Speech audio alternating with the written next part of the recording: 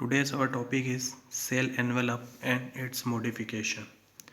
अधिकांश prokaryotic cells में particularly देखा जाए तो बैक्टीरियल सेल्स में एक केमिकली कॉम्प्लेक्स सेल एनवेलप पाया जाता है। यह सेल एनवेलप 3 लेयर्ड स्ट्रक्चर होता है, जिसमें आउटर मोस्ट लेयर ग्लाइकोकेलिक्स की बनी होती है, उसके बाद सेल वॉल होती है और थर्ड होती है उसमें प्लाज्मा मेम्ब्रेन। हालांकि हर एक लेयर का अपना एक डिस्टिंक्ट फंक्शन होता है, पर जब ये साथ में होती हैं तो एक सिंगल प्रोटेक्टिव यूनिट की तरह काम करती है। Glycocalyx differs in composition and thickness among different bacteria. It could be a loose sheath called the slim layer in some, while in others it may be thick and tough called the capsule.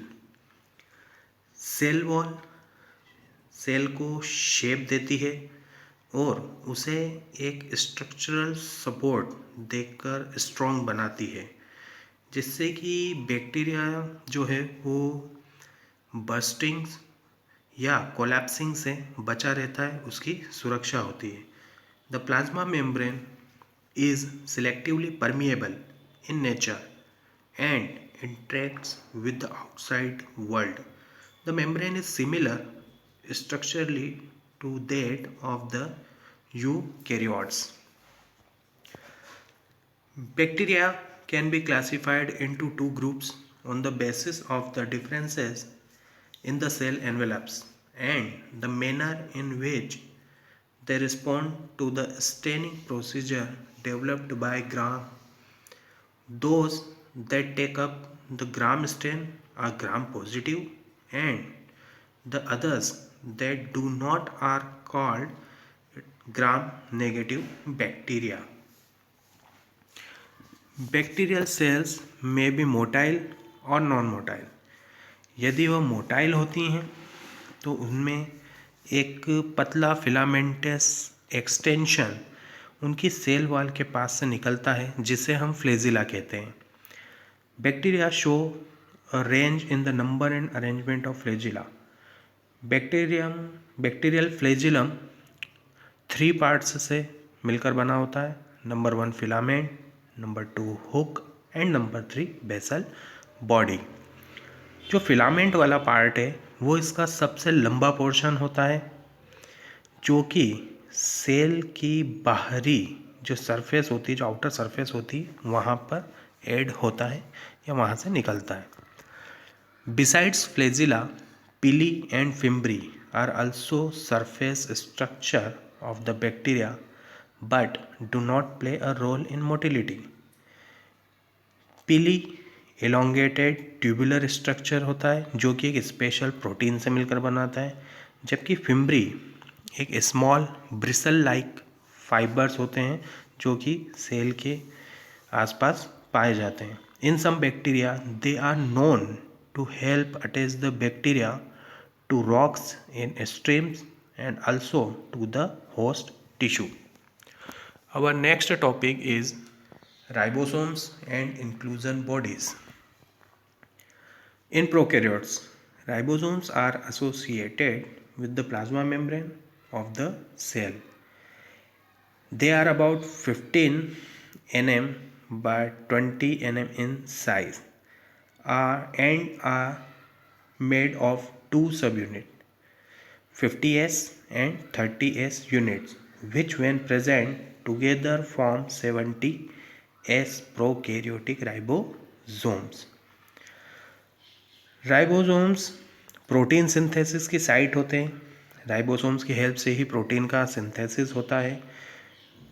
बहुत सारे ribosomes एक single messenger RNA से attach होते हैं और एक chain बनाते हैं, जिसे हम पॉलीराइबोसोम्स या पॉलीसोम के नाम से जानते हैं.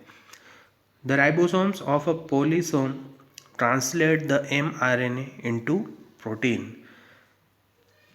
Now we studied about inclusion bodies. Prokaryotic cells में जितना भी रिजर्व मटेरियल साइटोप्लाज्म के अंदर रहता है वह सब इंक्लूजन बॉडीज़ के फॉर्म में पाया जाता है। मीन्स जितना भी रिजर्व मटेरियल है वो प्रोकैरियोटिक सेल्स में साइटोप्लाज्म में जो पाया जाता है वो सब इंक्लूजन बॉडीज़ के फॉर्म में होता है। These are not bound by any membrane system and lie free in the cytoplasm. यह किसी भी मेम्ब्रेन सिस्टम से बाउंड नहीं होते हैं और साइटोप्लाज्म में स्वतंत्र रूप से तैरते रहते हैं। Example phosphate granules, cyanophycean granules and glycogen granules. Gas vacuoles are found in blue green and purple and green photosynthetic bacteria. Now our next topic is eukaryotic cells. The eukaryotes include all the protists, plants, animals and fungi. In eukaryotic cells, there is an extensive compartmentalization of cytoplasm through the presence of membrane-bound organelles. Eukaryotic cells possess an organized nucleus with a nuclear envelope. Eukaryotic cells में locomotory और cytoskeletal structures भी होते हैं जिनकी एक बहुत अधिक variety वहाँ पर पाई जाती है। इनका जो जेनेटिक मटेरियल है वो क्रोमोसोम के रूप में रहता है। सभी यूकैरियोटिक सेल्स आइडेंटिकल नहीं होती है। प्लांट और एनिमल सेल्स में बहुत डिफरेंस पाया जाता है। जैसे कि प्लांट सेल्स में हम देखते हैं सेल वॉल होती है, प्लास्टिड होते हैं, एक लार्ज सेंट्रल वैक्यूल पाया जाता है। ये सब प्लांट सेल्स में होते हैं, पर एनिमल सेल्स में ये सारी चीज़ें एब्सेंट होती है। दूसरी तरफ एनिमल सेल्स में हम देखें तो वहाँ पर सेंट्रियोल्स पाए जाते हैं जो कि सभी प्लांट सेल्स में एब्सेंट होते हैं। आज का स्टडी मटेरियल हमारा इतना ही रहेगा। नेक्स्ट टाइम हम नेक्स्ट क्लास में यूकैरियोटिक सेल्स में पाए जाने वाले जितने भी सेल ऑर्गेनेल्स हैं उनके बारे में डिटेल स्टडी करेंगे। So thank you and good bye, have a good day.